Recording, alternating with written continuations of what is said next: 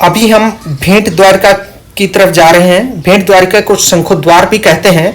ये कच्छ की खाड़ी में स्थित एक द्वीप है। यह द्वीप समुद्र के थ्रू 3 किलोमीटर की दूरी पर है ओखा से, और द्वारका से शायद यही 30-35 किलोमीटर की दूरी पर है। यहाँ भगवान विष्णु ने शंखासुर राक्षस का संहार किया था। श्री वल्लभाचार्य जी द्वारा यह मंदिर निर्मित हुआ था, और रुक्मिणी द्वारा यहाँ भगवान श्री कृष्ण की बनाई हुई मूर्ति भी हमें देखने को मिलेंगी।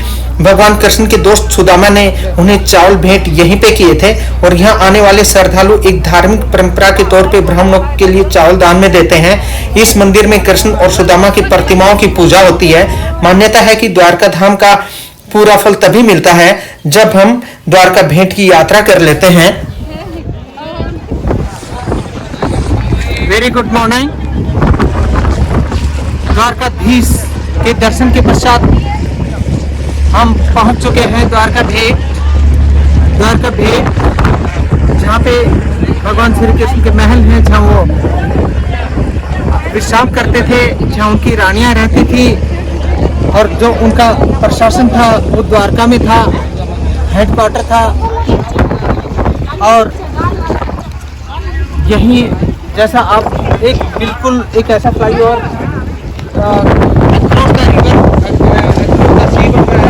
जिससे आज से ठीक 1 साल के बाद डायरेक्ट व्हीकल्स द्वारका भेंट आएंगी। शिप से आने वाले शिप से भी आ सकेंगे, और अपनी गाड़ी से आने वाले इसी फ्लाईओवर के थ्रू डायरेक्ट द्वारका भेंट पहुंचेंगे। ये फ्लाईओवर के पिलर क्लियर कट विजिबल हैं, और अभी हम द्वारका भेंट के दर्शन करेंगे, जहां सुदामा की भेंट हुई थी, जब भगवान श्री कृष्ण उन पैलेसेस में रहते थे, विश्राम करते थे। ये वही बात है, वही रास्ता है। और इसके बाद हमारा नेक्स्ट गंतव्य रहेगा हनुमान जी टेम्पल।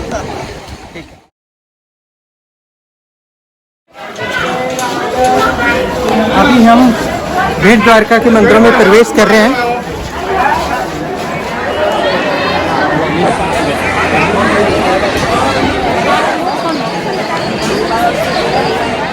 भेंट द्वारका मंदिर का ये एग्जिट गेट है, जहाँ से भक्त दर्शन के बाद निकल जाते हैं।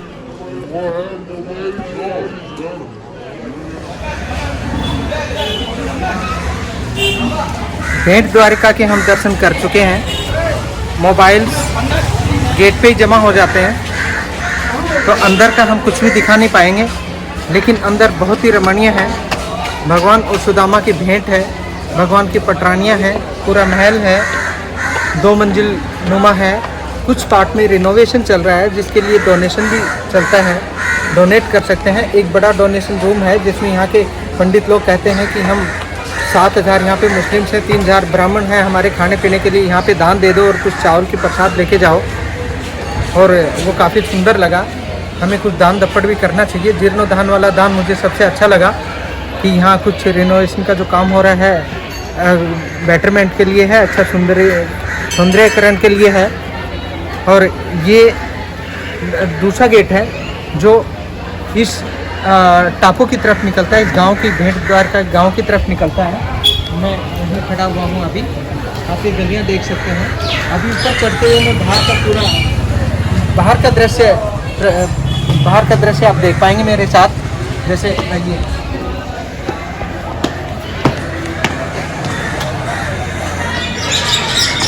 वो है ना मेन गेट, सारी एंट्री लाइन है। ये एग्जिट लाइन्स इसके जस्ट अपोजिट में है।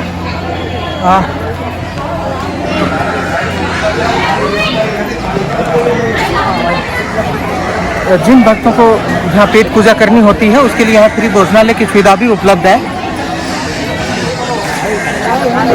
ये जो बरगद का पेड़ है, ये भगवान श्री कृष्ण ने अपने हाथों से लगाया था, और आज ये मीन्स अभी भी उतना ही हरा भरा है जितना उस टाइम पे था। द्वारकाधीश के पहले जब मैं आया था तो एंट्री यहाँ से डायरेक्ट ही होती थी, और इस तरह से मोबाइल्स वगैरह डिपॉजिट की कोई व्यवस्था नहीं होती थी। लेकिन अभी पूरा का पूरा मंदिर ऐसे एक रिनोवेशन पोजीशन में है, जिसका फ्रंट आपको पूरा का पूरा दिखाई दे रहा होगा।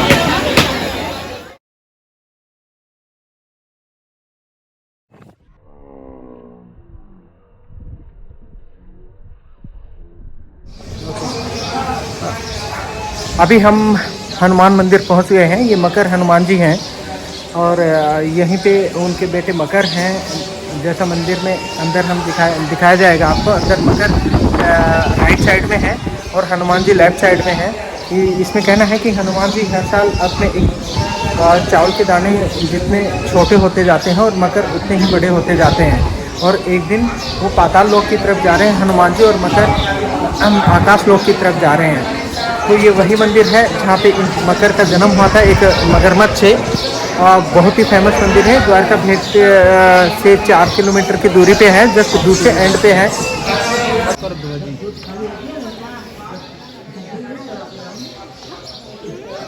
मगरमच्छ पर जब आंसू गिरे हनुमान जी की तो मकर पैदा हुए थे और वही बाद में यहाँ पे हनुमान जी के साथ यहीं पे उनके पहला मंदिर है। फर्स्ट और लास्ट यही मंदिर है उनका। अब हम यहाँ का भोजनालय दिखाएंगे। ये भोजनालय बहुत ही निःशुल्क भोजनालय है, निरंतर 24 घंटे चलता रहता है। इसके रिमोट पे भी बहुत ही खुशी की बात है। जैसा आप काउंटर को भी देखेंगे, काउंटर को दिखाओ। हाँ, जैसा कि मैं प्रसादी ग्रहण कर रहा हूँ, इसमें बूंदी है। ये प्रसादी ग्रहण कर रहा हूँ, इसमें बूंदियाँ हैं, ये गाठिया है और बहुत ही स्वादिष्ट दाल चावल हैं। अभी जहाँ हनुमानगढ़ी के हम दर्शन करके हमने प्रसाद ग्रहण किया है अभी। और प्रसाद ग्रहण करने के बाद हम पीछे अपनी ही थाली अपने हाथों से मांझी है। यहाँ कंस्ट्रक्शन का काम भी चल रहा है। आगे आने वाले टाइम में यहाँ आपको काफ़ी गेस्ट रूम मिलेंगे। ये बहुत ही अच्छे गेस्ट रूम है, चीप एंड बेस्ट है। 500-600 रुपये में ये गेस्ट रूम बुक हो जाता है। देखो कितना सुंदर है। तो यहाँ पे अगर किसी को द्वारका बहुत महंगा लगता है तो यहाँ पे अपना आके भेंट द्वारका आ जाओ और इस गेस्ट रूम में आराम से रहो, कोई दिक्कत नहीं होगी एट ऑल। खाना पीना सब फ्री है, हमेशा प्रसादी चलती रहती है, हमें लंगर चलता रहता है, तो इश्यूज ही नहीं है यहाँ पे कोई। और उस साइड में इसका पूरा गार्डन भी है, आप उस गार्डन का लुत्फ उठा सकते हैं।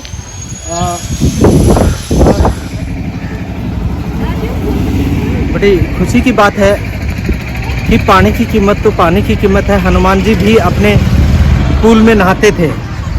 ये हनुमान जी का पूल है। उस टाइम हनुमान जी इसी में गोता लगाते थे और अपने बेटे मगर को भी यहीं पे नहलाते थे और यहीं पे उनका जन्म हुआ था और यहीं पे उन्होंने गोता लगाकर पाताल तक पहुँचे थे। आगे की कहानी मैं बाद में अपने व्लॉग में बताऊँगा। अभी हम गोल्डन द्वारका जाएंगे, वहाँ गोल्डन द्वारका के अंदर का व्यू लेंगे और भगवान के सब रूपों का दर्शन करेंगे।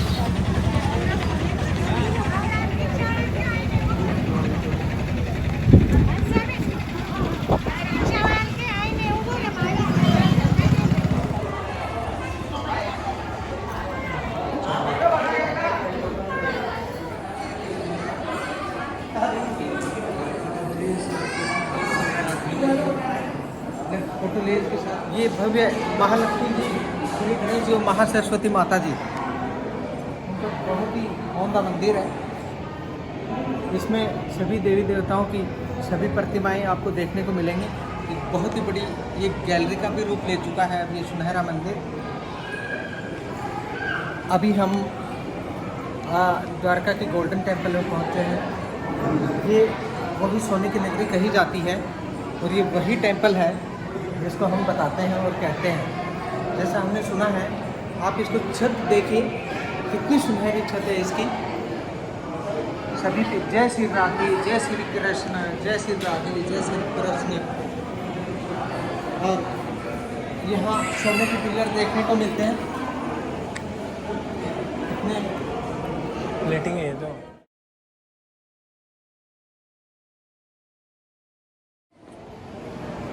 साइड तो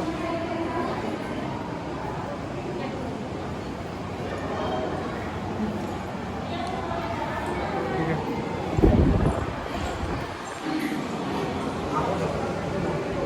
बहुत ही सुंदर है।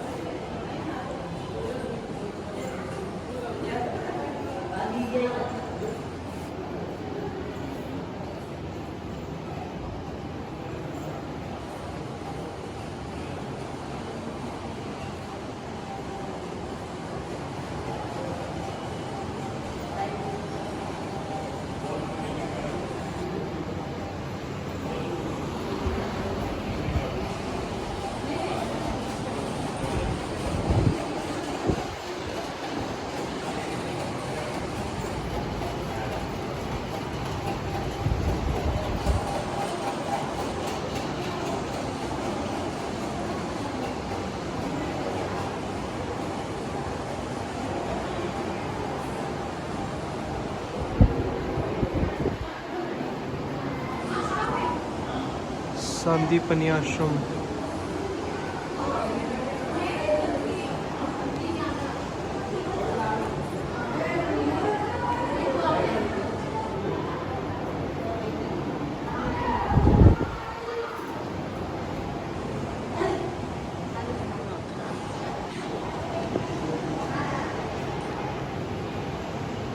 हट जाओ, हट जाओ।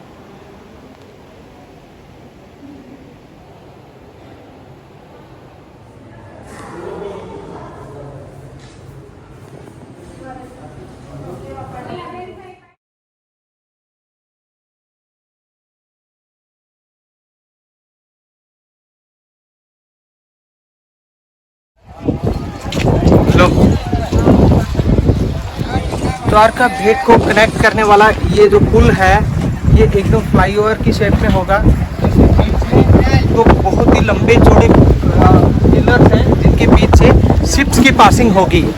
किसी भी इमरजेंसी में कितने भी वर्ल्ड की कितनी बड़ी से बड़ी शिप इन दोनों ही पिलर्स के बीच से इस फ्लाईओवर के नीचे से टू एंड फ्रो क्रॉस कर सकती हैं। तो दिखाई दे रहा है बिल्कुल बढ़ता हुआ वो फ्लाईओवर द्वारका भेट को कनेक्ट करेगा। जाएगी अभी पानी में नीचे इसके साथ गले में टांग बस।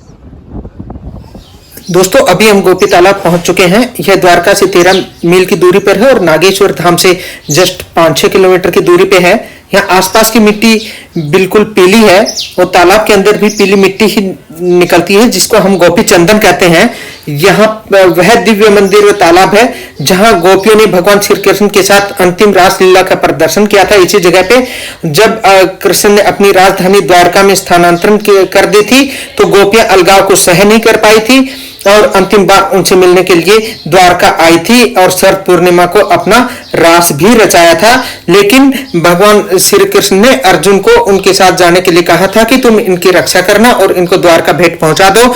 लेकिन रास्ते में इसी गोपी जगह पे यहाँ के जो काबा कम्युनिटीज है उन्होंने अटैक कर दिया था और इस अटैक में अर्जुन का बाण भी नहीं चल पाया था और अर्जुन की हार हो गई थी। इससे दुखी होकर गोपियों ने इस तालाब में कूदकर जान दे दी कि ये काबा लोग उनकी इज्जत को लूट लेंगे। इसलिए इसी तालाब में उन्होंने अपनी जान गंवा दी थी। इसलिए यह गोपी तालाब कहलाया था। इसलिए एक फेमस फ्रेजेस भी हम कहते हैं कि कभी अर्जुन लूटो वो ही धनुष वो ही बाण। इस इंसिडेंट को दर्शाती है कि अर्जुन को ये भ्रम हो गया था कि वही बड़ा सबसे धनुषधारी है। उस भ्रम को मिटाने के लिए भी भगवान ने उसे इस तरह से गोपियों के साथ डिटेल किया था। और ये जो गोपी तालाब की मिट्टी है ये बहुत ही पवित्र है। ये सभी तरह के स्किन डिजीज को दूर कर देती है, बॉडी को प्यूरिफाई कर देती है, माइंड को शांत करती है, भूत प्रेतों को दूर भगाती है और बुरे सपनों से एक्सीडेंट्स वगैरह से इंसान को बचा के रखती है। इसलिए हम भी इसमें गोते लगा कर आज नहा रहे हैं, मस्ती कर रहे हैं। हमें तो यहाँ बड़ा मजा आ रहा है इस तालाब में। और मैं देखो आपको शहर में दिखाता हूँ गोपी तालाब में। ये गोपी तालाब है जहाँ पे 16,000 भगवान की दासियों ने खुद को यहीं पे अपना अंतिम मकान समझा था। जब अर्जुन ने अर्जुन को बांध के राक्षस ने, और उनका अपनी इज्जत आबरू को बचाने के लिए इसी में वो डूब गई थी। और मैं अभी तैर के दिखा रहा हूँ आपको, देखो कितना मिनरल पानी।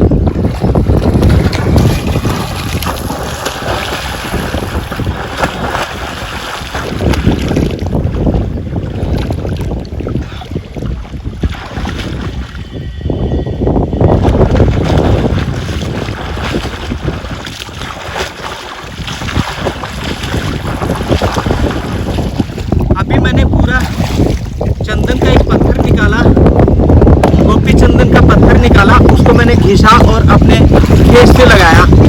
तब मैं बहुत बाबा जैसा लग रहा हूँ। देखो भगवान श्री कृष्ण भी किसी को चंदन को लगा के वाइट वाइट लग रहे हैं कभी कभी।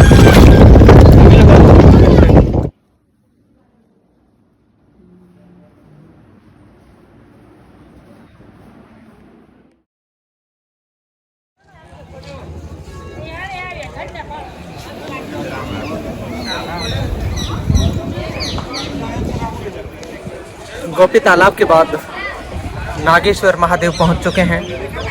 भगवान शिव जी की बहुत बड़ी मूर्ति जो 5 किलोमीटर दूर से ही दिखाई दे जाती है।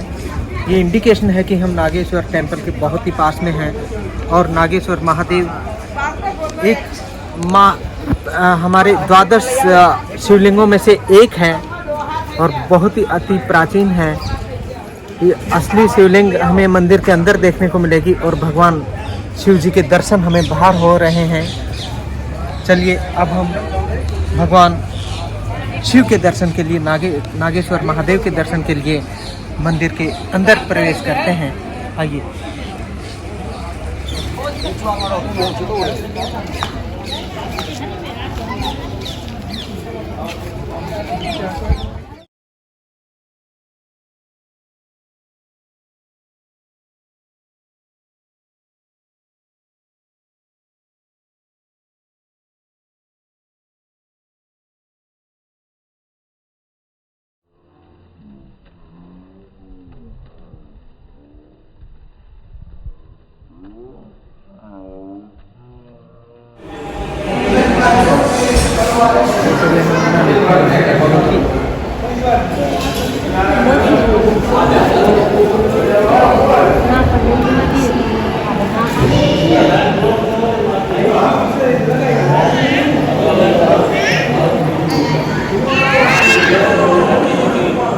नागेश्वर महादेव की बड़ी मूर्ति को गुलशन कुमार जी ने बनवाया था, इसीलिए यहाँ पे गुलशन कुमार जी की ये भव्य फोटो लगी हुई है और ये पूरा इन्वेस्टमेंट उन्हीं का था।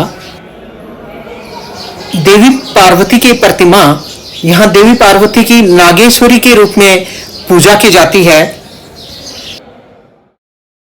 द्वादश ज्योतिर्लिंग दारुका वन में है और यहाँ पे श्री नागेश्वर महादेव की लिंग है जो बिल्कुल मेरे सामने है।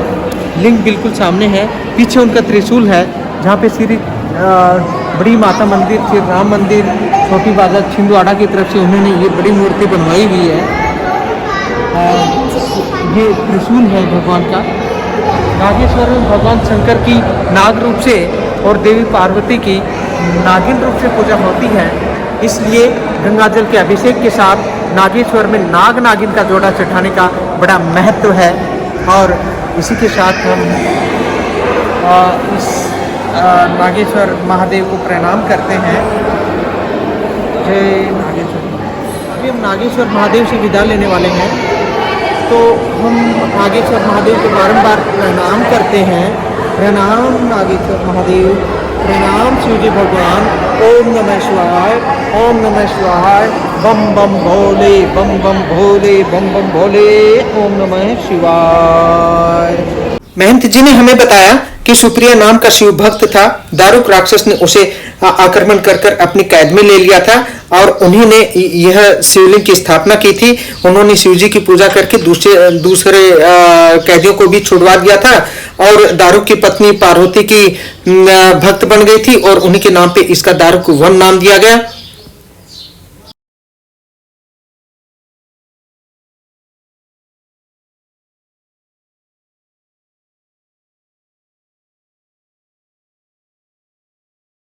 नागेश्वर धाम से अभी हम रुक्मिणी टेम्पल पहुंच चुके हैं। यहाँ की कथा है कि द्वारकाधीश एक दिन सभा में विराजमान थे। उद्धव जी ने कहा कि दुर्वासा ऋषि हमारी बॉर्डर पर आए हैं, तो उन्होंने कहा कि ठीक है, उनको भोजन के लिए इनवाइट करते हैं। तो रुक्मिणी बहुत खुश हुई, तो उनको आमंत्रित करने के लिए वहाँ पे पहुँचते हैं, क्योंकि उनका मानना था कि ब्राह्मणों का सम्मान करने से गृहस्थों को पुण्य की प्राप्ति होती है। ऐसे वचन सुन के वो ऋषि के पास में गए। ऋषि ने कहा कि हम आपका निमंत्रण स्वीकार करते हैं, लेकिन मैं आपको बता दूं, जैसे आग में शीतलता नहीं होती, ऐसे ही दुर्वासा ऋषि में किसी तरह का कोई क्षमा का गुण नहीं होता। अगले दिन जब दुर्वासा को लेके आ रहे थे, तो उन्होंने कहा कि आप इस रथ में जुट जाओ और घोड़ों को हटा दो। तो रुक्मिणी जी को रास्ते में काफी प्यास लगी और भगवान ने अपने पैर से गंगा को निकाला और रुक्मिणी ने बिना दुर्वासा की परमिशन के ही पानी पिया, जिसकी वजह से दुर्वासा ने रुक्मिणी को श्राप दे दिया कि तुम्हारा वियोग होगा, और वो रथ से निकल गए। इस तरह से वहाँ का पानी हमेशा खारा रहता है, और यहाँ मंदिर में अपने पितरों के नाम पे लोग पानी का दान करते हैं, और उसी को ये ब्राह्मण लोग पानी पीकर अपना गुजारा बसर करते हैं। रुक्मिणी को 13 साल तक इसी जगह पर अपना वियोग सहन करना पड़ा था। सफेद झंडा है ना,